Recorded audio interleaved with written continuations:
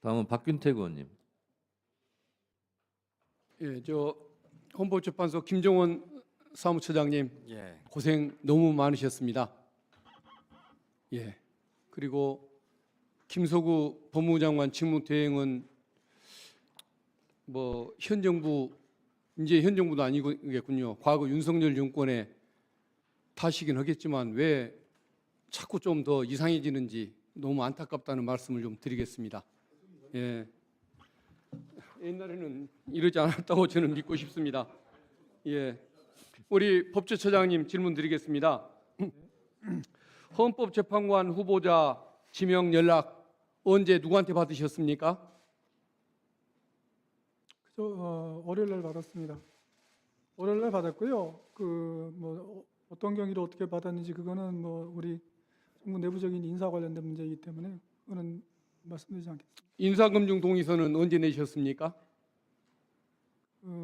월요일 날 냈습니다. 월요일 날 냈는데 오늘이 지금 수요일인데 이틀 만에 이런 결정이 이루어진단 말입니까?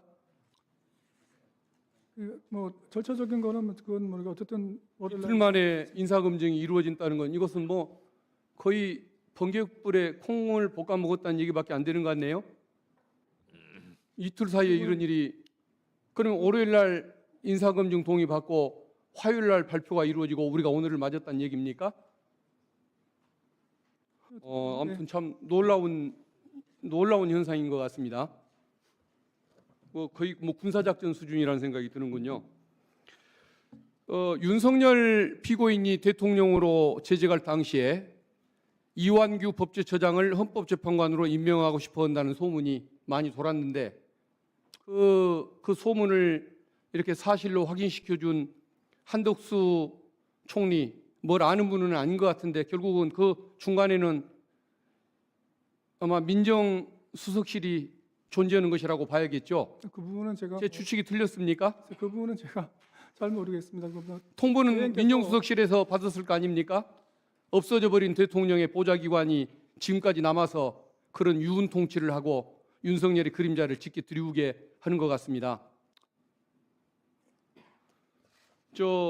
지금 경찰 공수처 지금 수사 중인 사건이 있지 않습니까? 조사는 경찰에서 조사는 받았고요. 결정이 아직 안 되고 있는 상황입니다.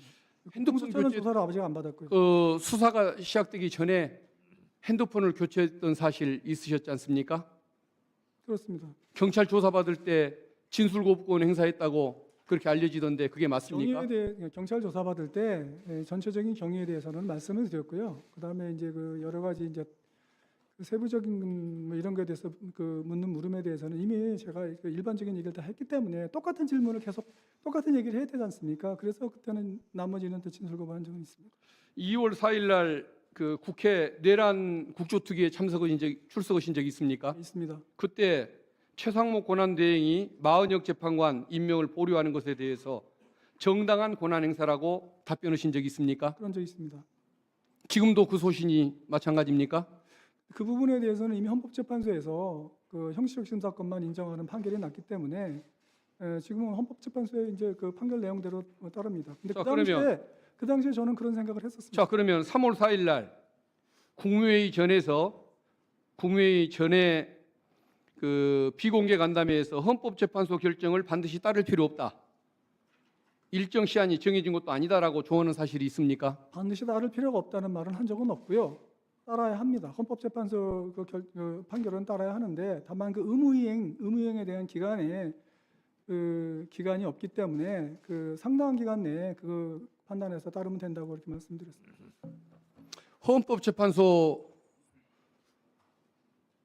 결정이 나기 전에는 헌법을 준수해야 한다는 사실을 모르셨습니까? 의원님, 아니 아셨는지 모르셨는지만 얘기해 주십시오.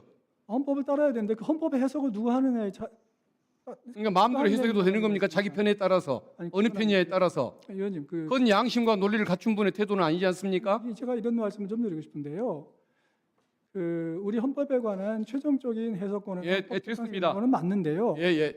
처장님 됐습니다. 한덕수 총리가 계속 임명을 강행하려고 하면 저는 한덕수 권한대행 탄핵해야 한다고 생각하는 사람인데 한덕수 씨가 한덕수 권한대행이 탄핵되는 상황이 오더라도 본인 자리 계속 유지하기를 희망하십니까? 그 부분에 대해서 제가 말씀드리는 적절치 않고요. 저는 어쨌든 한덕수 권한대행께서 여러 가지 상황을 고려해서 결정을 하신 것이고, 저는 어쨌든 한덕수 권한대행의 결정을 존중하는 입장입니다. 그동안에 보여왔던 이 언행이라든가 태도를 보면 헌법재판관이 되겠다고 나서는 우리 처장님의 태도를 저는 이해를 못하겠습니다. 양심상으로라도 응해서는 안 되는 거 아닙니까? 어떻게 이런 얘기를 하고 이런 행태를 취했던 분이 헌법재판관이 되겠다고 나설 수가 있습니까? 과거에도 이런 분이었습니까? 왜 도대체 윤석열 정권하고 가까워지면 다들 사람이 이상해집니까?